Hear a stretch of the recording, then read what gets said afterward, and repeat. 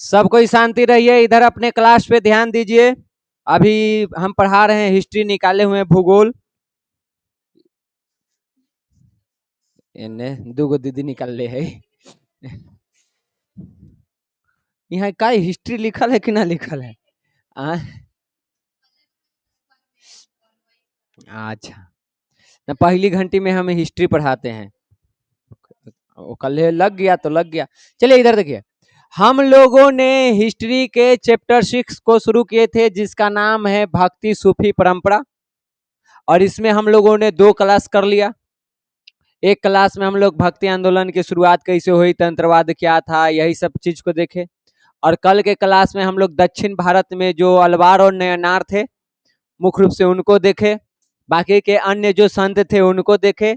और आज हम लोग देखेंगे उत्तर भारत के भक्ति आंदोलन, जहां पे मुख्य रूप से था तुमको सगुन और निर्गुण। सगुन में भी फिर 2 गो, एगो राम और एगो कृष्ण। समझ गए? आज जो हम लोग पढ़ेंगे तो उत्तर भारत के भक्ति आंदोलन है। और उत्तर भारत वाला भक्ति आंदोलन बटेगा तुमको 2 भाग में। एक जाएगा तुमको सगुन में, एक जाएगा तुमको निर्गुण में। ठीक, सगुन कौन? जो ईश्वर के रूप गुण आकार में विश्वास करते थे, यानी जो मूर्ति पूजा को मानते थे, वो सगुन। निर्गुण कौन? जो मूर्ति पूजा को नहीं मानते थे, वो कहते थे ईश्वर का कोई आकार नहीं है, हम उनको आकार नहीं दे सकते हैं। ठीक, अब यहाँ पे ही तो यहीं पे काम खत्म कर लिया, निर्गुणे भरा जाएगा। लेकिन सगुन में फिर 2 भाग था। एक था तुमको यहाँ पे राम मार्ग, यानी जो भगवान राम को मानते थे। और एक था तुमको कृष्ण मार्गी, यानी कि जो भगवान कृष्ण को मानेंगे। जैसे इसमें एक कवि एक आएंगे संत, उनका नाम है रामानंद। आप लोग तुलसीदास के नाम सुने होंगे। ये लोग कौन थे? राम भक्त हैं, राम मार्गी हैं। वही हम मीरा की बात करें, सूरदास की बात करें, तो वो कृष्ण के भक्त हैं, कृष्ण मार्गी हैं। समझ गई? तो आज पहले हम लोगों को यही चीज पढ़ना है। उसके बाद हम लोग गुरु नानक को पढ़ेंगे, कबीर को पढ़ेंगे, मीराबाई को पढ़ेंगे। यही हमारा टॉपिक है, लेकिन थोड़ा लंबा जाएगा, बढ़िया से पढ़ना है। ये क्लियर हुआ टॉपिक का है?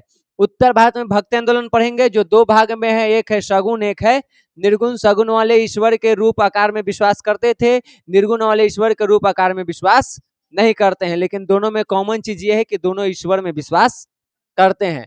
सगुन फिर 2 भाग में है, एक राम भक्त है और एक कृष्ण भक्त हैं। तो राम भक्त में राम मार्गी, कृष्ण भक्त में कृष्ण मार्गी। इसमें रामानंद तुलसीदास जैसे संत आ जाएंगे, इसमें मीरा और सूरदास जैसे संत आएंगे। ठीक है, तो आ जाइए इधर अब हम लोग चैप्टर पर। तो देखिए, कहा जा रहा है कि जिस समय दक्षिण भारत में भक्ति आंदोलन चल रहा था, उसी समय उसी काल में उत्तरी भारत में भी भक्ति आंदोलन चल रहा था। बस दक्षिण भारत में तुमको ज्यादा प्रभावशाली रहा अलवार नयनार, वैष्णव मत और शैव मत वाला। और दक्षिण भारत में रहा तुमको सगुन और निर्गुण। ठीक, सगुन कौन था? तो सगुन भक्ति में वे लोग आते थे जो ईश्वर के रूप में, गुण में, आकार में, मूर्ति में विश्वास करते थे। जैसे कि रामानंद, चैतन्य, तुलसीदास, सूरदास, मीराबाई, ये सब कौन है? ये सब सगुन धारा की हैं। ठीक, जो ईश्वर के रूप में विश्वास करते थे, मूर्ति को मानते थे, उसको पूजते थे। क्लियर? अब सगुन में बताए हैं कि इसके 2 धारा हैं, एक है तुम्हारा राम मार्गी और एक है तुम्हारा कृष्ण मार्गी। तो राम मार्गी में कौन आएगा? जो भगवान राम को मानते थे वो कहलाएंगे राम मार्गी, जो भगवान कृष्ण को मानते थे वो कहलाएंगे कृष्ण मार्गी। राम मार्गी में प्रमुख संत में रामानंद और तुलसीदास आते हैं। कृष्ण मार्गी में मुख्य रूप से तुमको मीराबाई, सूरदास और चैतन्य आते हैं, जो कृष्ण भगवान के मूर्ति में विश्वास करते थे। यहां तक क्लियर? एक एक बात क्लियर है ना मैया? भक्ति आंदोलन इतना क्लियर है ना? छुटकी आगे बढ़ी ना? अब हमने पढ़ते हैं एक गो व्यक्ति के बारे में। अभी हम लोग सगुन में है, जब सगुन पूरा हो जाएगा तब हम घुसेंगे निर्गुण में। ठीक, तो देखिए, हम बताएं कि सगुन में राम मार्गी, कृष्ण मार्गी है। राम मार्गी में तुमको रामानंद आते हैं। तो पहले हम लोग रामानंद को पढ़ लेते हैं, ये बहुत ही महत्वपूर्ण संत हैं। कबीर, गुरु नानक जैसे लोग इनके शिष्य रहे हैं, उनके गुरु माने जाते हैं ये।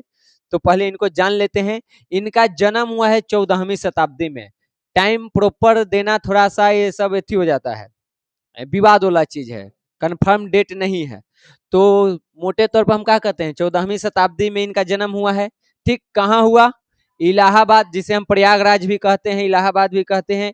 और एक ब्राह्मण परिवार में हुआ था, यानी पहले से ये ब्राह्मण थे, तो घर में भक्ति के माहौल तो पहले से ही था। तो ये क्लियर, जन्म इलाहाबाद में हुआ है, एक ब्राह्मण परिवार में, 14वीं शताब्दी में। ठीक, और कहा जाता है कि उत्तर भारत में जो भक्ति मार्ग के प्रसार हुआ, जो फैला, उसको फैलाने में रामानंद का बहुत बड़ा योगदान था। उन्होंने एक तरह से इसकी शुरुआत की, और रामानंद मानते थे कि इसको भगवान राम को। बाद में आगे चल के इनमें और कई सारे आएंगे संत, जैसे कि एक रामानुज भी आएंगे। तो कहा जाता है कि ये जो रामानुज के जो ये संत परंपरा चल रहा है, इसमें प्रथम व्यक्ति कौन थे? रामानंद। तब आएंगे बाद में रामानुज। तो ये उतना इंपॉर्टेंट नहीं है, पहले याद रखना इनका जन्म कब हुआ है, 14वीं शताब्दी में, इलाहाबाद के निकट एक ब्राह्मण परिवार में। उत्तर भारत में देखो तो उत्तर भारत में ये सबसे ज्यादा महत्वपूर्ण योगदान दिए भक्ति को प्रचार प्रसार करने में। उसके बाद एक इंपॉर्टेंट क्वेश्चन कि रामानंद किस भगवान के उपासक थे? तो राम के उपासक थे। इन्होंने कहा कि भगवान को प्राप्ति करने के लिए तुमको पूजा पाठ, कर्म कांड, बलि, ये सब करने की आवश्यकता नहीं है। तुम क्या करो? पूरे आत्मा के साथ, पूर्ण भक्ति के साथ तुम उनका गुणगान करो, भजन करो, कीर्तन करो, उनका अनुराग के मार्ग, ये बोले कि उनके प्रति अपना अनुराग रखो, एक तरह से उनके प्रति अपना प्रेम रखो, और ऐसे रख के तुम ईश्वर को प्राप्त कर सकते हो। तुमको पूजा पाठ करने की आवश्यकता नहीं है, यज्ञ करने की आवश्यकता नहीं है। भक्ति आंदोलन में जो भी संत हुए सब तो यही बात कर रहे थे, ये भी वही बात कहें, कबीर भी वही कहेंगे, गुरु नानक भी वही कहेंगे, सब कोई वही बात कहेंगे। उसके बाद देखिए, इन्होंने निम्न वर्ग और अछूत वर्ग के लोगों को भी एक समान माना, यानी ब्राह्मणवाद के खिलाफ थे ये। ब्राह्मणवाद में क्या था कि सिर्फ जो तुमको ऊपर में आते हैं वर्ण में, ब्राह्मण और क्षत्रिय, वही पूजा पाठ करेंगे, शूद्रों को कोई अधिकार नहीं है, अछूतों को कोई अधिकार नहीं है। इन्होंने उसके खिलाफ काम किया, कहा कि नहीं, भक्ति किसी के बपौती नहीं है, कोई भी कर सकता है, और भक्ति करने के लिए तुमको मंदिर में जाके पूजने की भी जरूरत नहीं है। तुम भक्ति अपने मन से पूरे निष्ठावान होकर के एकदम सच्चे दिल से घर में भजन कीर्तन करो, वो भी भक्ति है। तुम वैसे भी ईश्वर को प्राप्त करोगे। और इसमें चाहे वो कोई निम्न वर्ग के हो, चाहे अछूत हो, चाहे किसी दूसरे धर्म के हो, चाहे महिला हो, सबको मिला मौका, सब एक समान है। रामानंद की ये जो विचारधारा है, इसको आगे बढ़ाने के काम करेंगे उनके शिष्य कबीर, गुरु नानक और दादू दयाल, नामी है। ऐसे तो इनके कई सारे शिष्य थे, लेकिन ये वो लोग हैं जो आगे चल करके अपना एक नाम बनाए, अपनी एक पहचान बनाई, और रामानंद के विचारों को इन लोगों ने आगे बढ़ाया। सवाल पूछ देगा कि इनमें से कौन रामानंद के शिष्य है? तीनों है। सवाल पूछेगा कबीर के गुरु कौन थे? रामानंद थे। गुरु नानक के गुरु कौन है? रामानंद है। गुरु दादू दयाल के रामानंद है। तो ये तरह से ऑब्जेक्टिव बनेगा। तो एक थे तुम्हारा रामानंद, दूसरे हैं तुम्हारे चैतन्य जी। तब आइए चैतन्य के बारे में। चैतन्य के जन्म बंगाल के नदिया जिले में हुआ है, ठीक। और इसके बाद वो आए यहाँ पे गया। गया में आकर के इन्होंने एक सन्यासी से दीक्षा लिया कृष्ण भक्ति के बारे में, और उसके बाद ये बन गए कृष्ण जी के भक्त, और कीर्तन कर कर के, भजन कर कर के ये पूरे देश में कृष्ण भक्ति को फैलाने लगे। यही इनका जीवन था, काम वही। ये भी ब्राह्मणवाद के खिलाफ थे, समाज में जो कुरीति था उसके खिलाफ थे। तो ये क्या कर रहे हैं जी, बंगाल में जन्म हुआ, गया आए, यहाँ पे एक सन्यासी से कृष्ण भगवान की भक्ति के दीक्षा लिए, और उसके बाद कृष्ण भगवान के उपासक बन गए। और फिर इन्होंने कीर्तन को, यानी भजन कीर्तन करते हुए, गाते हुए, अपन मगन में रोड पर गाते चले जा रहे हैं, दुनिया से कोई लेना देना नहीं है। कहा जाता है कि चैतन्य महाप्रभु जब गाना शुरू करते थे तो उनको होश हवास नहीं रहता था कि तन पे कपड़ा है कि ना है, भूख लगा है कि नहीं, कि पैर में कांटा चुभ रहा है, कि हम मखमल पे चढ़े, कोई लेना देना नहीं। ये अपने मगन में, मस्ती में ये भजन करते हुए चलते जाते हैं, चलते जा रहे हैं, चलते जा रहे हैं। और लोग इनके भजन को सुन के इतने आकर्षित हो रहे हैं कि वो भी इनके पीछे पीछे चलते जा रहे हैं, चलते जा रहे हैं। आगे आगे चैतन्य अपना भजन कीर्तन करते जा रहे हैं, अब पीछे से हम जैसे लोग उनका भजन सुन के उनके पीछे चलते जा रहा है। तो ऐसी इनकी भक्ति थी। इस प्रकार से ये पूरे भारत में कृष्ण भक्ति के प्रचार किए। लेकिन इनका सबसे ज्यादा फॉलोवर था बंगाल और उड़ीसा में। पूरे भारत में ये घूमे, लेकिन सबसे ज्यादा इनको मानने वाले लोग कहाँ पे थे? बंगाल और उड़ीसा में। और इनका जो दर्शन था, जो ये बातें करते थे, उसको एक शब्द में अगर कहो, जहां पे लिखा गया, उसका नाम है अचिंत भेद भेदा भेदवाद। ठीक, तो ये तुम्हारे लिए इंपॉर्टेंट है। पूछ देगा कि अचिंत भेदा भेदवाद किसका दर्शन है? तो चैतन्य का है। तो इनके मामले में आपको बस इतना ही याद रखना है। इनसे इतना इंपॉर्टेंट चीज है, एग्जाम में आएगा तो यही आएगा। अब आ जाइए हम लोग कहाँ? निर्गुण। तो निर्गुण में बता दिए हैं कि जो ईश्वर के रूप, आकार, गुण को नहीं मानते थे, जो ये मानते थे कि ईश्वर की कोई मूर्ति नहीं है, ईश्वर के कोई आकार नहीं है, वो निराकार है, तो वैसे संतों को क्या कहा गया? निर्गुण कहा गया। उस धारा को निर्गुण धारा कहा गया। इसमें आपके सबसे पहले आ जाते हैं कबीर, दूसरे पे आते हैं गुरु नानक, फिर दादू दयाल। ऐसे कई सारे संत थे जो निर्गुण धारा के हैं, जो ईश्वर के आकार में विश्वास नहीं रखते हैं। क्लियर? अब आगे अब चलिए, तब कबीर को बढ़िया से पढ़ना हम लोग शुरू करते हैं। कुछ कुछ चीज जो आपको बुक में नहीं होगा, तो कहीं अपन बुके में या अगल बगल कहीं लिखना चाहें तो लिख सकते हैं। जैसे पहला चीज, इनका जन्म नहीं दिया होगा, तो आप नोट कर सकते हैं। हाँ, वो भी इनका जन्म को लेकर के विवाद रहता है, लेकिन मुख्य रूप से यही मान्य है कि 1398 में इनका जन्म हुआ था। यही हमने के बनारस काशी जो है उत्तर प्रदेश में, वहीं पे ये जन्मे हैं। तो आप लोग पहले निकाल लीजिए, दो चीज नोट कर लीजिए, उसके बाद हम कहानी सुनाते हैं।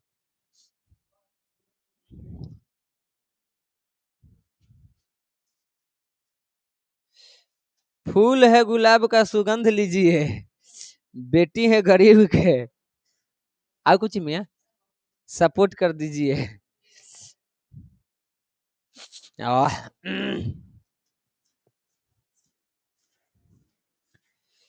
लिखूं जल्दी जल्दी? अरे वो कबीर के जन्म लिख लो, 1398। एक लिख लो कबीर के जो लालन पालन किए थे वो, यानी माता पिता के रूप में लिख लो, क्या कि किताब में ना है। तो वो थे, ना है, नीरू और नीमा नाम है, देखो यहाँ पे। हाँ, तो कबीर के बारे में तो पढ़ ले हुई करबो, गुरु नानक के पढ़ लही, मीराबाई के सुन लही है। अब बता रहे हैं, सब बता रहे हैं। ये दो चीज किताब में नहीं था, उतना मत लिख मिया, ये किताब में है। ये खाली 1398 लिख ली ना, अब नीचे लिख लो कबीर के माता पिता। इनका हाल कृष्ण भगवान वाला था, जन्मे कहीं और, पलाए कहीं और। लेकिन इनमें एक और चीज है, जन्म लिए एक ब्राह्मण के घर में और लालन पालन हुआ एक मुसलमान के घर में।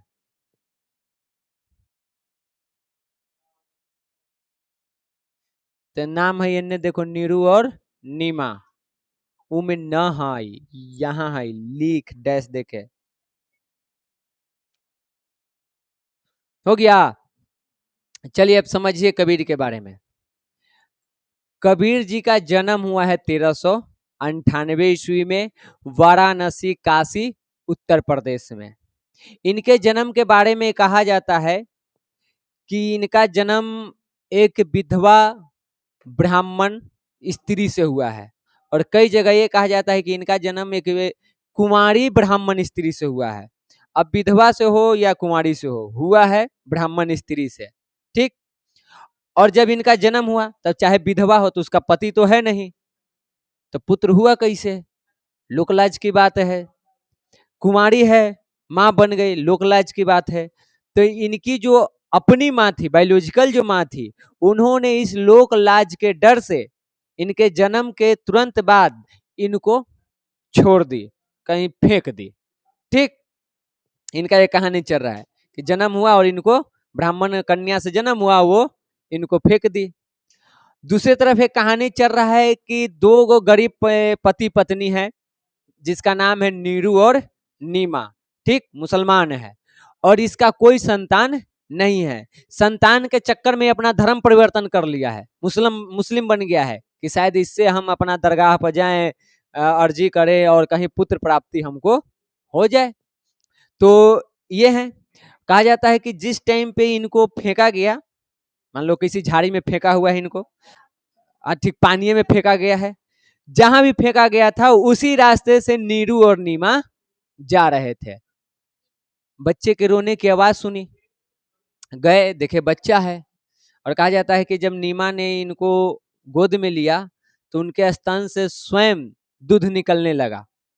तो उस तरह से इनका माँ और बेटा का रिश्ता बना, और इस तरह से कबीर एक ब्राह्मण घर में जन्म लिए और एक मुसलमान के घर में पले बढ़ेंगे। ठीक, अब नीरू नीमा थे कौन? तो ये जुल्हा थे। जुल्हा समझती हो? एक तरह से जो गरीब बुनकर होता है ना, कपड़ा बुनने वाला, तो उसको जुल्हा कहा जाता है। तो उसी घर में जन्मे, रहे कहाँ? काशी बनारस में। अब काशी बनारस देखो हिंदुओं का तीर्थ स्थल, और मुसलमान भी। तो कबीर एक ऐसे जगह पे हैं जहां हिंदू और मुसलमान दोनों है, टकराव दोनों के बीच है। कबीर दोनों के बीच लड़ाई भी देख रहे हैं और दोनों के बीच भाईचारा भी देख रहे हैं। वहीं पे एक हिंदू मुसलमान ऐसा है जिसके बीच भाईचारा है, और वहीं पे एक हिंदू मुसलमान ऐसा भी है जिसके पास हमेशा लड़ाई चल रहा है। और ये दोनों चीजों को वहां पे देख रहे थे, ऑब्जर्व कर रहे थे। और आगे चलकर ये हिंदू के विरुद्ध भी हो जाएंगे और मुसलमान के भी। जो इन दोनों धर्म में पखंड था उसके विरुद्ध ये आवाज उठाएंगे। तो उसको हम आगे देखेंगे। अब इधर देखो, तो ये क्लियर हो गया जन्म लेकर के। अब देखिए कबीर जिस टाइम पे थे उसी टाइम पे दिल्ली का राजा था सिकंदर लोदी। आगे चल करके इसी का बाल बुतरुआ होगा इब्राहिम लोदी, जेकरा बाबर मारेगा। ठीक, तो पूछ देगा कि कबीर किस दिल्ली सुल्तान के समकालीन थे? तो सिकंदर के समकालीन थे। कबीर के गुरु कौन थे? तो रामानंद इनके गुरु थे। ठीक, अब देखो कबीर को हम संत कहते हैं, और ऐसे आम बोलचाल भाषा में देखो तो संत उसको कहा जाता है जो आध्यात्मिक ज्ञान लेता है, घर द्वार त्याग करके एकदम मोच दाढ़ी बढ़ा के साधु संत बन के टीका फंदन लगा के खूब ज्ञान के धर्म की बात करता है, उसी को हम संत मानते हैं। कबीर के मामले में उल्टा है। कबीर कभी भी गृह त्याग नहीं किए, ये गृहस्थ जीवन में रहते हुए एक संत थे। इनका कहना था कि संत बनने के लिए गृह त्याग करने की जरूरत नहीं है, हम घर में रह करके ईश्वर की आराधना करके उनको भजन कीर्तन करके हम संत रह सकते हैं। हम गृह त्याग क्यों करते हैं? सही मार्ग पर चलने के लिए। वो तो हम घरों पे रह के चल सकते हैं।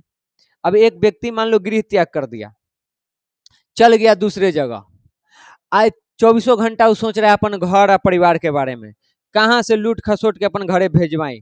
क्या उसको हम संत कहेंगे? संत के परिभाषा पे वो ढल रहा है? नहीं ढल रहा है। और एक है जो घर में ही है लेकिन अपना ईमानदारी से मेहनत करके कमा खा रहा है, अपना परिवार चला रहा है, ईश्वर की भक्ति में लगा हुआ है और लोगों से जो भी मिल रहा है उनसे भक्ति की बात कर रहा है। क्या उसको हम संत मानेंगे कि नहीं मानेंगे? तो कबीर गृहस्थ जीवन में रहने वाले संत थे, ऐसे भी संत बना जा सकता है। और इसी गृहस्थ जीवन में रह के जो हमारे समाज में कुरीति थी, जो हमारे धर्म में कुरीतियां थी, या जो अंधविश्वास था, जो पाखंड था, उसके खिलाफ आवाज उठाए। कौन? कबीर जी। ठीक, वो हमेशा कहते थे मुसलमानों को टारगेट करके, वो दोनों को पकड़ते थे, हिंदू मुस्लिम दोनों, कहते कि दोनों पाखंड है। वो कहते थे कि पूजा पाठ करने के लिए तुमको मौलवी और पंडित की जरूरत नहीं है, तुम ऐसे भी पूजा कर सकते हो। और मुसलमानों को टारगेट करके वो बोलते थे कि काकर पाथर जोड़ के मस्जिद लियो बनाए, ताए ऊपर मुल्ला बाग दे क्या बहरा हुआ खुदाए। कहते हैं वो मुसलमानों से कि बताओ कि तूने कंकड़ पत्थर सब इकट्ठा किया, इकट्ठा करके तू मस्जिद बना लिया। अब मस्जिद बना के ओका पर बड़का गो हॉर्न लगा दिया स्पीकर, और भर दिन तू अल्लाह अल्लाह अल्लाह चिल्लाते रहता है। ये बताओ क्या तुम्हारा अल्लाह बहरा है? उसको अंतरात्मा की आवाज सुनाई नहीं देती है कि तू स्पीकर लगा के अल्लाह अल्लाह करता है? तो ये तुम्हारा पाखंड है। समझ गए? ये मुसलमान के बोल रहे हैं। हिंदुओं को क्या बोलते हैं? तो कबीर हिंदू को कहते हैं कि पाहन पूजे हरि मिले, तुम्हें पूजू पहाड़, ताते तो चक्की भली जो पीस खाए संसार। कि अगर पत्थर पूजने से ही ईश्वर मिलता है तो मैं पहाड़ पूजूंगा, सबसे बड़ा ईश्वर हमको मिलेगा। अगर तुमको पत्थर पूजना ही है तो घर में जो वो तुम्हारा आटा पीसने वाला चक्की है उसको पूजो, क्योंकि उससे पीस करके तू आटा खाता है। जिस मंदिर में पत्थर को पूजता है उससे तुमको क्या मिलता है? उससे बेहतर तुम्हारे घर के वो चक्की वाला आटा वाला पत्थर है, कम से कम भोजन तो देता है। तो इस प्रकार से कबीर हिंदू और मुसलमान दोनों के पाखंड के खिलाफ आवाज उठाते हैं। समझ गई? ये एकेश्वरवाद में विश्वास करते हैं। ये कहते हैं कि ईश्वर एक ही गो है और उसी ईश्वर का अलग अलग नाम है। उसी को हम अल्लाह कहते हैं, उसी को हम राम कहते हैं, उसी को हम रहीम कहते हैं, उसी को हम केशव कृष्ण कहते हैं, उन्हीं को हम हरि कहते हैं, उन्हीं को हम ईसा मसीह करें, उन्हीं को जितना भी नाम तुमको दिख रहा है सब उन्हीं का नाम है। ये नाम बिल्कुल वैसे ही है जैसे एक चीज के दो नाम होते हैं। जैसे हमरे 4 गो नाम से रख दिलक है, हमरे राजकुमारियो देवी नाम है, हमरे रजवो नाम है, और घर के 4 गो नाम होगा। अब जैसे कि देखो, जैसे आप समझो ना, हम एक वर्ड लेते हैं जल, जल को ही पानी कहते हैं, जल को ही हम लोग नीर कहते हैं। उसी को एक ही वस्तु का, एक ही चीज का 3 नाम है। वैसे ही कबीर का कहना है कि जैसे एक ही वस्तु का या एक ही व्यक्ति का अनेकों नाम होता है, उसी प्रकार एक ही ईश्वर के अलग अलग नाम है। ईश्वर वही है, एक ही है। ये कौन कहते हैं? कबीर। समझ गए?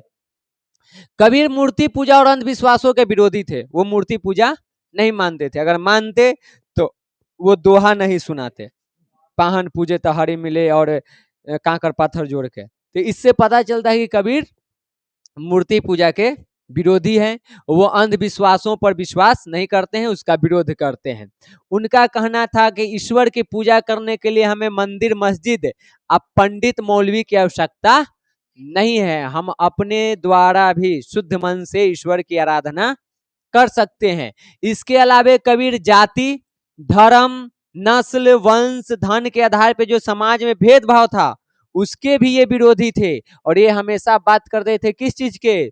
समानता और एकता के। ये हमेशा बात करते थे हिंदू मुस्लिम के भाईचारा के, कि जो आपस में लड़ते रहता है वो बेकार है। जिस ईश्वर के लिए तू लड़ रहा है वो एक गो तो है, खाली अलग अलग नाम है, तो क्यों उसके लिए लड़ना, मिल के रहो। तो हमेशा इस चीज की बात करते थे। और इनका कई सारा दोहा है, आज भी देखोगे तो मंदिर में, मस्जिद में, गुरुद्वारे में, हर जगह कबीर के दोहा तुमको सुनने के लिए मिल जाएगा। कुछ नहीं तो एक दोहा तो सुनबे किया होगा कि काल करे सो आज, करे सो अब, पल में परलय होगी, बहुरी करेगा कब। ऐसा कबीर के हजारों दोहा है और हर दोहा में इतना गहराई है कि अगर तुम उसको अपने जीवन में लागू करो तुम्हारा जीवन धन्य हो जाए। इतने बेहतरीन बेहतरीन दोहा वो बोले हैं। और उन सारे दोहों को एक जगह एक पुस्तक में रखा गया और उस पुस्तक का नाम क्या है? बीजक। तब पूछ देगा बीजक किसकी रचना है? कबीर के है। या पूछेगा कबीर के दोहों का संकलन किस पुस्तक में किया गया है? तो बीजक में है। समझ गए? और आज भी देखो तो कबीर के मानने वाले हजारों लोग हैं। थोड़ा बहुत ही सही हम भी कबीर को मानते हैं। हम पूर्णतः कबीर तो ना बन सकते हैं, लेकिन कबीर के जो दोहा है प्रभावित करता है। जो कबीर के मार्ग पे चलता है उसको कहा जाता है कबीर पंथी, कि कबीर के पंथ पे चल रहा है, उनके पथ पे चल रहा है। तो कबीर के उपदेशों का संकलन को हम बीजक कहते हैं। कबीर के जो मार्ग पे चलता है उसको हम कबीर पंथी कहते हैं। समझ गए? और आज भी तुम देख लो तो हर जगह इनका गुणगान मिल जाएगा। हमने के चैप्टर में आ जाता है, सिलेबस में आ जाता है पढ़ने के लिए। इनकर दोहा हिंदी में रहता है ना जी, तो उसका कोई उपयोग है तब ना है, ऐसी थोड़े है। तो वो थे हमारे कबीर जी। कबीर के बारे में कहा जाता है ये भी कि जब इनकी मृत्यु हुई तो हिंदू और मुसलमानों में लड़ाई हो गया। हिंदू कह रहा है कि हम इनको जलाएंगे, और मुसलमान कह रहा है कि हम इनको दफनाएंगे। लेकिन जब वो हटा के शव देखा गया तो वहां कुछ नहीं था, फूल थे। तो फूल को बांट लिया गया और उस फूल को हिंदू ने दाह संस्कार किया और मुसलमानों ने दफनाया। लेकिन यहाँ पे चिंता की विषय ये है कि वो तो कर लिया लेकिन कबीर के मार्ग पे हम लोग नहीं चल पाए। कबीर को दफनाने के लिए, जलाने के लिए लड़ लिए, लेकिन कबीर जीवन भर जो कहते रहे उसको हम लोग अपने जीवन में लागू नहीं किए। यही हमारे लिए विडंबना की बात है। उल्टा धारा में जाते हैं। वो कहते हैं क्या, हम करते हैं क्या। जिंदगी भर बुद्ध कहते रह गए मूर्ति पूजा मत करो मत करो मत करो। आज जब उनकी मृत्यु हुई, निर्वाहन हुआ, तो उनके मूर्ति बना दिया गया। खैर, मूर्ति बनाओ, इनको पूजा करो। बताओ, ऊपरे जाके बुद्ध जी माथे ना पटके कौन बैलन के बीच में हम फंस गेली। जो मूल उनका उपदेश था उसी को लोग नहीं माना। मूर्ति पूजा मत करो, उनके मूर्ति बना के लोग पूजा कर रहा है। तो ऐसे हम लोग हैं, क्या करिएगा, यही हमारी प्रवृत्ति है। अब आ जाइए गुरु नानक, जो निर्गुण धारा के दूसरे प्रमुख संत हैं। इनका जन्म 1469 ईस्वी में हुआ है। कहाँ? तो पाकिस्तान में लाहौर के निकट रावी नदी के किनारे एक जगह था जिसका नाम था तलवंडी ग्राम, यहीं पे इनका जन्म हुआ था। अब इस जगह को ननकाना साहब के नाम से जाना जाता है। पहले इसका नाम क्या था? तलवंडी ग्राम। अब इसको किस नाम से जानते हैं? ननकाना साहब। जन्म कब हुआ है? 1469 ईस्वी में।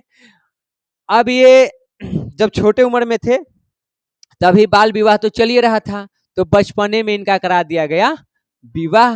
विवाह किससे हुआ? सुलक्षणी से। ये बुक में नहीं होगा, अगर आप लिखना चाहें तो लिख सकते हैं। गुरु नानक की पत्नी कौन थी? सुलक्षणी थी। हाँ, नोट कर लो। इसे हिंदी में पिछला साल 10th में पढ़ लो होवे लोग, हाल ही जीवन परिचय में।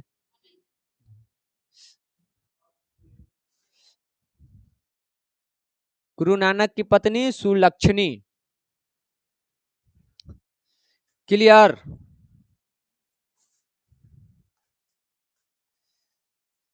हाँ, है सुलक्षणी है, तू नहीं कुलक्षणी है। देखो, ये सुलक्षणी है तबे तो इनकर पति देखो तो संत बन गए। इतने वर्ष बाद भी, लगभग 600 साल हो गया, 500 साल, फिर भी हम इनको पढ़ रहे हैं। तुनी कुलक्षणी जहां जब ही बेचारा के पूरा इतिहास, भूगोल, ज्योग्राफी, पॉलिटिक्स, इकोनॉमिक्स सब चौपट कर देवी, खत्म न मैया ना। तो तू संत बनबी तो तोरा दिक्कत हो जाए, तू घर छोड़ के भाग जाइतो। ये क्लियर हुआ? तो बचपन में ही उनकी विवाह करवा दिया गया सुलक्षणी नाम की कन्या से। अब इनको बचपने से मन लगता था भक्ति में, भजन में, ठीक। लेकिन इनके पिताजी चाहते थे कि ये भजन भक्ति में न लगे, और इसलिए इसको सबसे पहले पढ़ाएं। पढ़ाएं कौन से भाषा में? फारसी भाषा में शिक्षा लिए, और उसके बाद इनको कहें कि बाबू रे अब तू संभारो हमर रोजगार। क्लियर हुआ? बिया हो गया है, भक्ति में मन लगल है, तब बाबूजी इनकर ध्यान भटकाने के लिए क्या करते हैं, इनको थोड़ा पढ़ाते लिखाते हैं फारसी भाषा में, और दे देते हैं अपना बिजनेस संभालने के लिए। अब ये आदमी गए बिजनेस संभालने, जैसे मान लो इनका दुकान है, दुकान पे गए, आराम से बैठ के भक्ति में डूबल है। ग्राहक आ रहा है तो दान कर रहे हैं, ले जाओ ले जाओ, सब तो ईश्वर के दिया हुआ, हमारा है का, जो आज तुम्हारा है कल किसी और का था, कल किसी और का हो जाएगा, ले जाओ भर भर के। सांझ के पिताजी आए, बेटा बेच दिया? हाँ, सब पैसा। पैसा कुछ ये का होता है?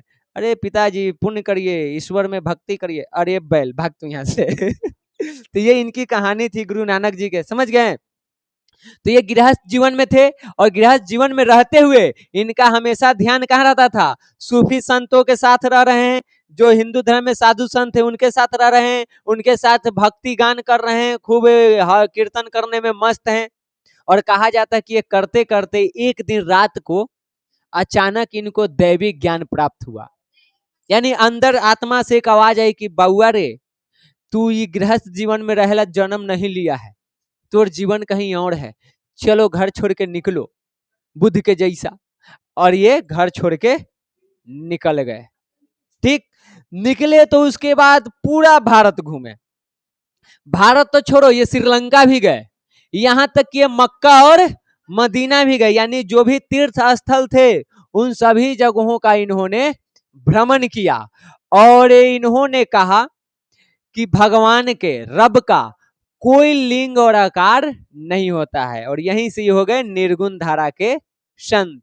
ये भगवान के लिंग आकार को नहीं मानते थे। वो नहीं मानते थे कि मक्का में मुसलमानों के भगवान हैं और श्रीलंका में बुद्ध भगवान बौद्धों का है, अब हमारा भी हिंदू के अलग है। वो कहते थे भगवान के कोई रूप आकार नहीं है, सब एक है, इसलिए हम हर जगह जाएंगे। और ये इसी उद्देश्य के साथ वो भारत, श्रीलंका, मक्का, मदीना सभी जगह घूमे, ठीक।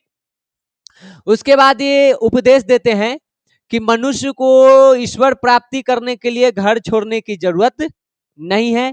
एक मनुष्य गृहस्थ जीवन में रह के अपनी भक्ति से ध्यान करके मोक्ष की प्राप्ति कर सकता है, ईश्वर को प्राप्त कर सकता है। तुमको घर छोड़ने की जरूरत नहीं है। इनको दैवीय ज्ञान हुआ, इनको लगा कि हमको छोड़ देना चाहिए, छोड़ दिए। लेकिन छोड़ने के बाद इनको एहसास ये हुआ कि घर छोड़ने की भी आवश्यकता नहीं, बिना छोड़े भी हम भक्ति कर सकते हैं। अब सब मान लो गृह त्याग कर दे तो सृष्टि चले कैसे? हमने 140 करोड़ से 160 करोड़ कैसे होंगे? सब गृह त्याग कर देगा तो जरूरी है ना जी। आपकी जनगणना में 160-70 पर पहुंचा देना है, टारगेट पूरा है, में हमरो योगदान रहेगा। आपके ब्याह शादी तो हमारा हो ही जाए, 2031 में हम कुंवारे रहेंगे, 2-4 को योगदान हम दे देंगे, एकदम पूरा कर देना है। था कुछ में तो हम नहीं आगे रहे, चल जनसंख्या में आगे रही। आगे देखो, इन्होंने धर्म, पंथ, जाति प्रथा, ऊंच नीच, स्त्री पुरुष में जो विभेद था, भेदभाव था, मूर्ति पूजा में जो भेदभाव है या चल रहा है, आडंबर, तीर्थ यात्रा, इन सब के विरोधी थे। इन सब का ये विरोध किए, ये सब करने की जरूरत नहीं है। धर्म के नाम पर लड़ना, जाति के नाम पर लड़ना, ऊंच नीच, महिला पुरुष के बीच अंतर, ये सब करने की आवश्यकता नहीं है। सभी मनुष्य एक है, सबका ईश्वर एक है। आराम से घरे रहो, भजन कीर्तन करो और मोक्ष की प्राप्ति करो। हाँ, भर पेट खाइए और उसके बाद भजन गाइए। ये हिंदू मुस्लिम एकता के भी पक्षधर थे कि सब कोई मिल के भाई भाई जैसा रहो, एक ही ईश्वर के हम दोनों संतान हैं, तो क्यों आपस में लड़ना। आगे देखिए, उन्होंने अपने उपदेश, उनका जो उपदेश है उसको कहा जाता है शब्द। ठीक, तो शब्द जो भी उपदेश दे उसको क्या कहा जाता है? शब्द कहा जाता है। और इसका प्रचार वो किस भाषा में करते थे? पंजाबी भाषा में, क्योंकि उसी क्षेत्र के थे, तो उसी भाषा में ये इसका प्रचार प्रसार कर रहे हैं। क्लियर? तो पूछा जाएगा कि गुरु नानक के उपदेशों को क्या कहा जाता है? गुरु नानक ने अपने उपदेशों का प्रचार किस भाषा में किया? पंजाबी। क्लियर? आगे देखिए, गुरु नानक के एक शिष्य थे जिनका नाम है अंगद।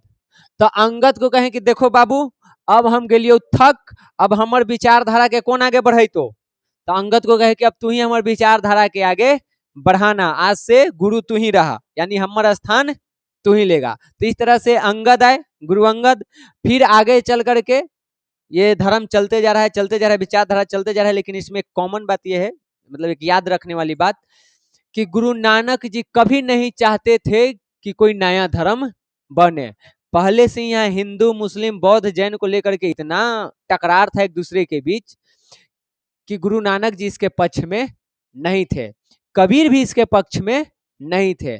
चाहते तो कबीर का भी अपना एक धर्म हो जाता, इतना उनका फॉलोवर था। लेकिन कबीर नहीं चाहते थे कि समाज में एक नया और धर्म आए, और इसलिए उनके मानने वाले को कबीर पंथी कहा जाता है। लेकिन कोई कबीर के नाम पर धर्म नहीं है। गुरु नानक भी वही थे, क्योंकि दोनों के गुरु तो वही हैं, रामानंद, एक ही गुरु से शिक्षा लिए हैं। तो गुरु नानक भी चाहते थे कि कोई नया धर्म नहीं आए। लेकिन गुरु नानक जी तो चल गए एक समय के बाद। अब इनके जो शिष्य लोग थे, अनुयायी थे, उन लोगों ने मिल करके एक नया धर्म ला दिया। कौन सा? तो ऐसे कहा जाता है कि सिख धर्म के संस्थापक कौन है? तो हम कहते हैं गुरु नानक।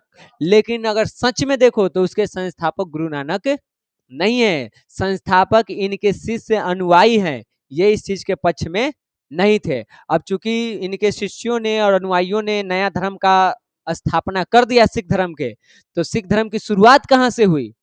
गुरु नानक से। इसीलिए इनको इस धर्म का प्रथम गुरु और संस्थापक भी कहा जाता है। समझ गई?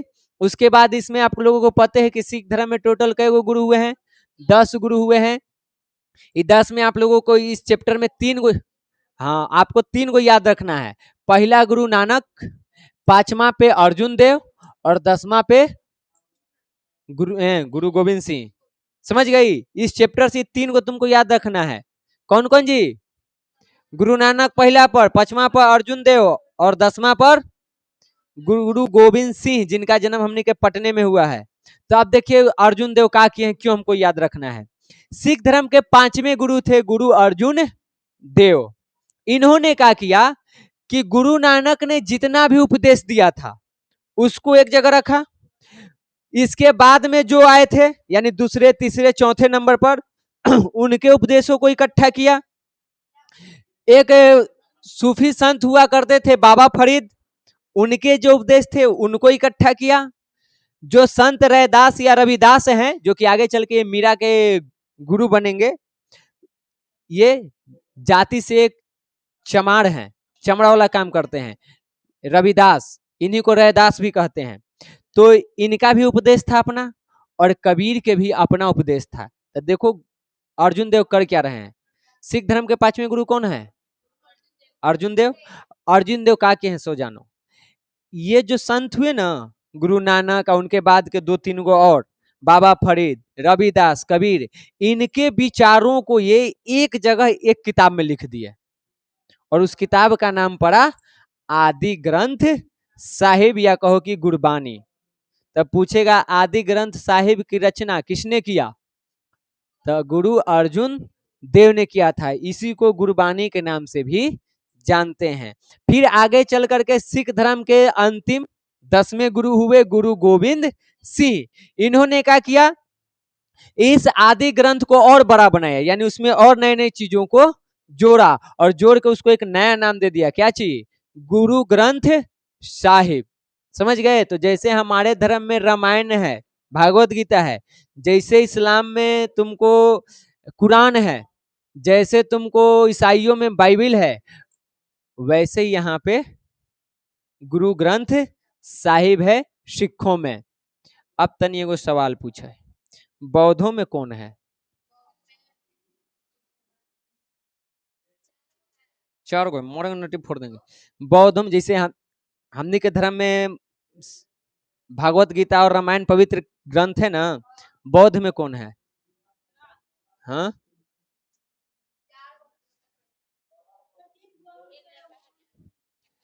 उसको हम लोग त्रिपिटक के नाम से जानते हैं।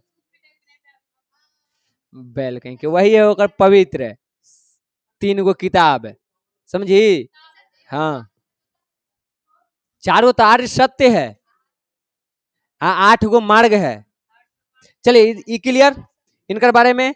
आगे आइए, गुरु गोविंद सिंह ने एक और चीज किया, खालसा पंथ के गठन किया। खालसा पंथ देखो, इस टाइम पे मुगल वंश के राजा था, औरंगजेब जैसा राजा, ठीक, कट्टर कहा जाता है कि मुसलमान। वो जबले कहा जाता है, ऐसा अब प्रमाण न है उतना, कहा जाता है कि जबले वो 200-400 हजार गो, यानी जबले वो हिंदू के न मारे, ओकरा भोजन हजमे नहीं होता था। वो औरंगजेब के बारे में कहा जाता है कि वो ऐसा था कि जो गैर मुसलमान है उसको लाइन में खड़ा कर देता था। मान लो ये सब है, कोई में बौद्धिस्ट है, कोई जैनी है, कोई हिंदू है, इसे सिख है, इस्लाम अपनाएगा, छपाक उखनी मुड़ी खत्म। इस्लाम अपनाएगा, छपाक। इस्लाम अपनाएगा, छपाक। आज ये कहा कि अपनाएगा था, चलो आज से तू मुसलमान हुआ। तो वैसा व्यक्ति, तो उससे लड़ने के लिए गुरु गोविंद साहब ने क्या किया? कहा कि एक काम करो, हम लोग अपना सेना बनाते हैं जो उससे लड़ेगा, और उसी का नाम क्या रखा गया? खालसा। और खालसा ने शपथ लिया था कि जब तक हम अपना ये प्रण पूरा नहीं कर लेंगे, तब तक हम अपना केस बढ़ा के रखेंगे। ले देखना, जो सिख धर्म का होता है, केस बड़ा बड़ा रहता है, ठीक, और उसमें पगड़ी बांधेंगे। हमने ओकरा पंजाबी कहते हैं, लेकिन वो पंजाबी नहीं है। पंजाबी इसलिए कहते हैं क्योंकि सिख धर्म का उद्भव कहाँ हुआ? पंजाब क्षेत्र में। तो हम आम बोलचाल भाषा में कहते थे कि पंजाबी है। पंजाबी नहीं है, वो सिख धर्म के है, कोई भी हो सकता है, हम भी हो सकते हैं, तो भी कोई भी हो सकता है। तो खालसा पंथ में क्या क्या इंपॉर्टेंट है जी? सबसे पहले केस आपको बढ़ा के रखना है, एगो कृपान छुरा तो रखना है, और ये छुरा लेके वो कहीं भी जा सकता है। हमने जेबे ना एयरपोर्ट पर बैंक सब में छुरा लेके तो भगा दे तू, लेकिन उसको रखने देगा, क्योंकि उसके धर्म से जुड़ा हुआ चीज है, आस्था की चीज है। और ये कृपान उनको रखने का अधिकार इसीलिए मिला है क्योंकि आज तक कोई भी सिख व्यक्ति इसका गलत यूज नहीं किया है। ये न हुआ कि हमें भी कृपान है तो गेली अब हवाई हाईजेक कर ले ली, नहीं किया है। जिस दिन करेगा हटा दिया जाएगा। बोध गया में वहां सोना के मूर्ति लगावल है, लूट लाट ले भी तो, ठीक। तो देखो अब जैसे ये कहीं बोध गया गए, हमने के चेक किया, ये जाएगा ना एक खालसा यानी एक सिख धर्म वाला, तो उसको भी चेक करेगा, लेकिन उसका कृपान नहीं कहेगा कि रखो, उसका अधिकार है वो लेके जाएगा। और कभी भी इसका मिसयूज वो नहीं किया है। कभी ना सुना होगा कि किसी सिख ने 10 गो सिख मिल करके बैंक लूट लिया कृपान के बल पर। नहीं, अपन धर्म में है उसको लेके चलता है। उसके बाद एक कच्छा पहनना इंपॉर्टेंट है, एक कंघा रखना जरूरी है, बाल बढ़ल होता झाड़े लगी, और हाथ में एगो कारा पहनना इंपॉर्टेंट है। तो खालसा में ये 5 चीजें अनिवार्य था, ये 5 चीजें आपको मानना ही पड़ेगा। समझ गई? आगे चलकर के यही एक सेना का रूप लेगा। अब आइए हमने मीराबाई, जो कि सगुन परंपरा की एक महिला संत है, जिनका काल है तुमको 15वीं 16वीं शताब्दी, और इस टाइम पे कृष्ण भक्ति को बढ़ाने में इनका महत्वपूर्ण योगदान रहा है। ये भगवान कृष्ण के उपासक थी, उनको अपना प्रेमी अपना पति मानती थी। और इनके गुरु कौन है सो देखो, गुरु है रैदास, एक चरमकार। अब समझो इन दोनों के बीच विविधता समझो, आप फिर भक्ति देखो कि कैसे भक्ति दो व्यक्तियों को जोड़ता है अलग विचारधारा होते हुए। मीराबाई हैं एक तरह से राजपूत कुल में, ठीक, क्षत्रिय कुल में, वहां की कन्या। और ये कहाँ है रैदास, एक चमार जाति के, यानी एगो एकदम समाज के उच्च वर्ग में आता है, एगो समाज के नीच वर्ग में। लेकिन दोनों में भक्ति ऐसी है कि एक उच्च वर्ग के महिला के गुरु है कौन, एक नीच वर्ग के पुरुष, जबकि उस टाइम पे महिला पुरुष के भी विभेद था। फिर भी, और देखो एक और चीज, मीराबाई सगुन धारा के है, ये भगवान कृष्ण के मूर्ति में विश्वास करती है। और रैदास निर्गुण धारा के हैं, भगवान के आकार में विश्वास नहीं करते हैं। फिर भी एगो शिष्या है एगो गुरु है, इसका वजह है भक्ति। ये अपने भक्ति के उस पीक पे चल गए हैं जहां इनको पता है कि ईश्वर की आराधना करने के अलग अलग माध्यम है। कोई मूर्ति के माध्यम से कर सकता है, कोई बिना मूर्ति के, कोई पत्थर में भी ईश्वर को देख सकता है, कोई सामने भगवान आ जाए उसमें भी ना दिखाई दे। तो ये उस लेवल पे हैं, और ये भी अपनी भक्ति के उस लेवल पे चली गई है जहां इसको पता है कि ईश्वर को मूर्ति में भी हम मान सकते हैं और बिना मूर्ति के भी मान सकते हैं। इसलिए एक शिष्य है और एक गुरु है। कितना विभेद है दोनों में, जाति मैच नहीं कर रहा है, लिंग मैच नहीं कर रहा है, यहाँ तक कि दोनों के भक्ति के विचारधारा मैच नहीं कर रहा है, फिर भी दोनों एक दूसरे के गुरु और शिष्य हैं। यही इसकी खासियत है भक्ति के, कि जब तुम पीक पे चले जाओगे तो तुमको सब कुछ एक समान दिखने लगेगा। समझ गए? आह दादा, आज तो फ्लाइट मोड में ना डोल है। मीराबाई मरवाड़ के मेरात राजघराने की राजकुमारी है, तो बता ही दिए कि ये अमीर घर के है, ऊंचे वर्ग की है। इनका विवाह हुआ था वहां पे सिसोदिया राजघराना में भोजराज से। इनके पति का नाम क्या था, भोजराज। लेकिन कहा जाता है कि कृष्ण मीराबाई की माँ बचपन में ही चल बसी थी, और तब से ये कृष्ण भक्ति में लगी हुई थी, और बचपन से ये कृष्ण को ही अपना प्रेमी और पति मानती थी, मूर्ति लेके हमेशा चलती थी।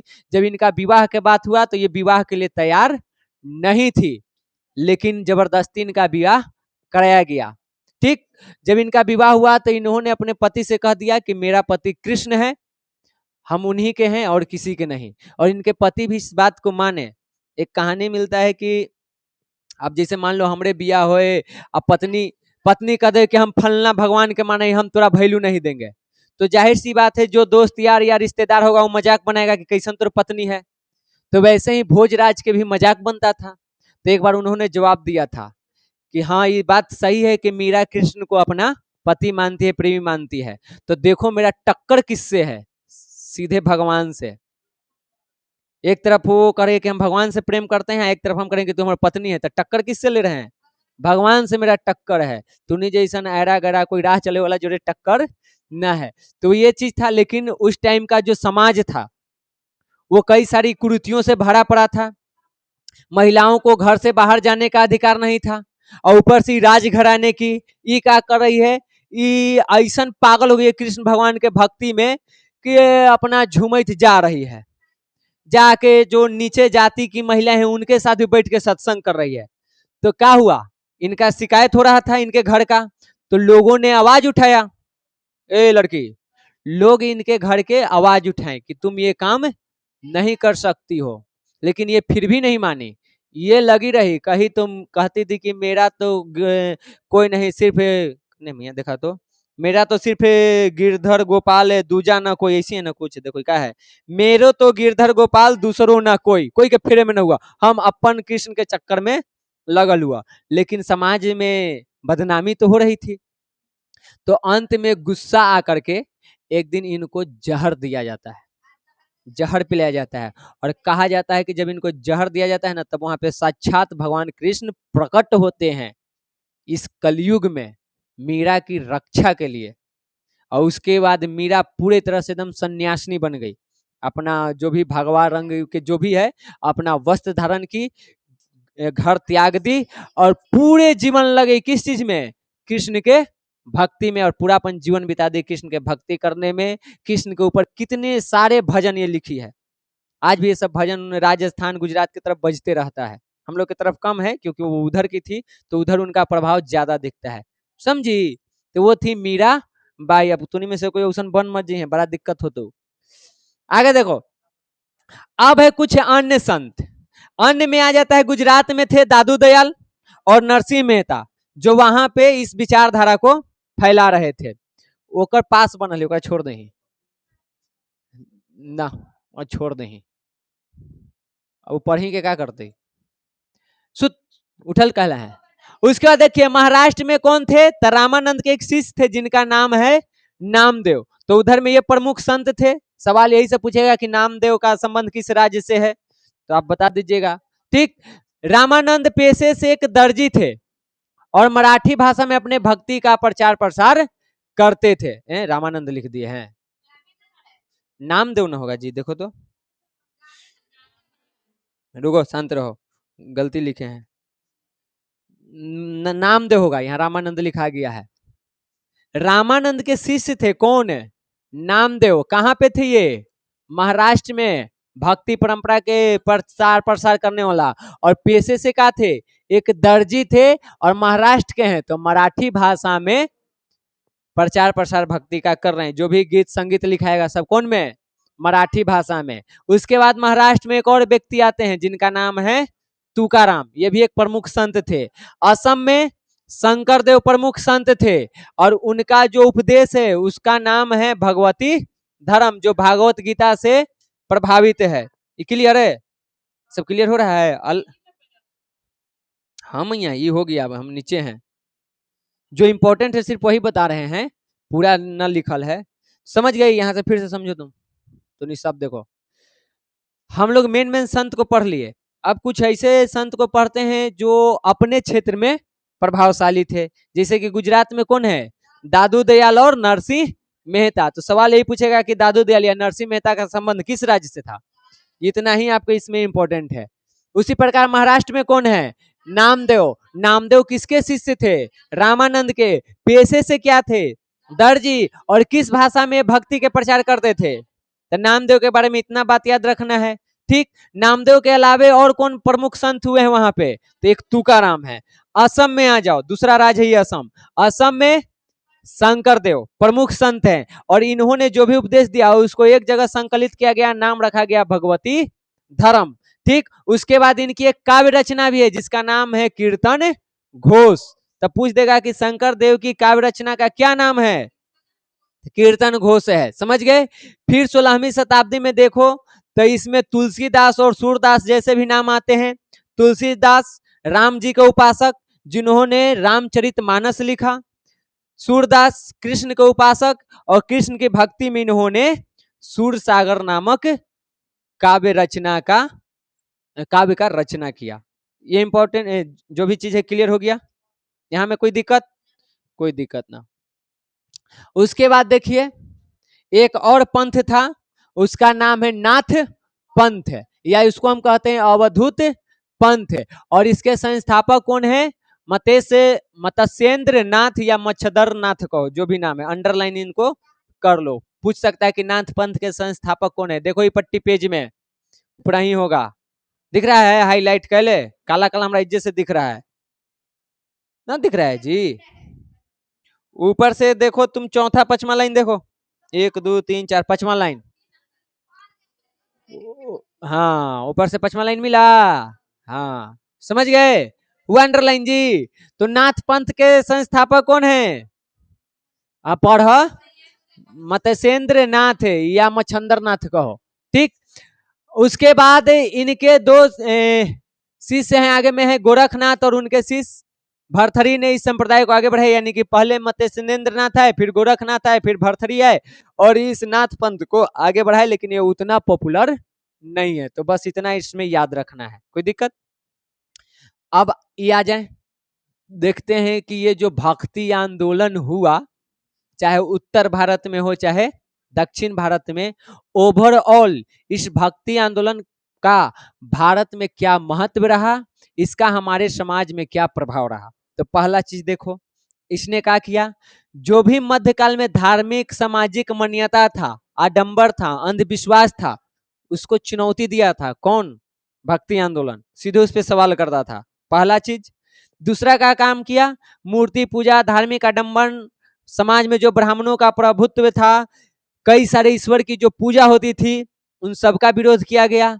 एक ईश्वर की बात की गई, समानता की बात की गई, जो अंधविश्वास है उसको खत्म किया गया, मूर्ति पूजा के विरुद्ध आवाज उठाया गया। ये सारे काम किए गए। इसके अलावे जो निम्न वर्ग के लोग थे, जो अछूत थे, जो महिलाएं थी, सबको भक्ति परंपरा में शामिल किया गया, सबको भक्ति मार्ग से जोड़ा गया। जबकि पहले क्या था, जो उच्च वर्ण के पुरुष हैं खास करके वही ये सब काम कर सकते हैं, निम्न वर्ग के पुरुष महिला ये सब काम नहीं कर सकते हैं। इन लोगों ने क्या कहा, सब कोई करेगा। ये इसका एक महत्व रहा या इसका प्रभाव रहा। उसके बाद इसके वजह से हिंदू मुस्लिम एकता की भावना बढ़ी, चाहे गुरु नानक आ जाए, चाहे कबीर आ जाए, चाहे कोई आ जाए, सब क्या कह रहा है कि हिंदू मुस्लिम सब एक है, सबके ईश्वर एक हैं। तो इससे भाईचारा बढ़ा। उसके बाद एक चीज और हुआ, ये लोग अपना प्रचार प्रसार अपने क्षेत्रीय भाषा में करते थे, जैसे गुरु नानक जी पंजाबी में कर रहे हैं, नामदेव मराठी में कर रहे हैं, कबीर इधर वाला भाषा में कर रहे हैं, दक्षिण भारत वाला सब अपना तमिल कन्नड़ भाषा में कर रहा है, और जो भी भजन वगैरह लिख रहा है वो वहीं के भाषा में। तो इसके वजह से वहां के साहित्य और भाषा का भी विकास हुआ। तो ये सब इसके महत्व थे। तो अगर पूछे भक्ति आंदोलन के महत्व या प्रभाव को लिखें तो यही 1 2 3 4 और एक इधर से बना दो 5 5 पॉइंट लिख दो। क्लियर? तो भक्ति आंदोलन में हम लोगों को इतना ही पढ़ना था। अब अगला टॉपिक है चैलेंजिंग सूफीवाद। हाँ, चैलेंजिंग इसलिए क्योंकि इस्लाम धर्म से है, नाम उर्दू अरबी फारसी में आएगा तो थोड़ा सा कठिनाई होता है, उसका अर्थ अलग होता है, अरबी में कुछ और लिखा रहता है, हिंदी में अर्थ कुछ और होता है, तो उसके लिए तैयार रहिएगा। यही एगो चैप्टर थोड़ा सा, ये टॉपिक थोड़ा सा डिफिकल्ट होगा, ओकरा बाद सब इजी इजी है, घसीट लेगा। समझ गए? क्लियर? क्लास खत्म करें, चलिए।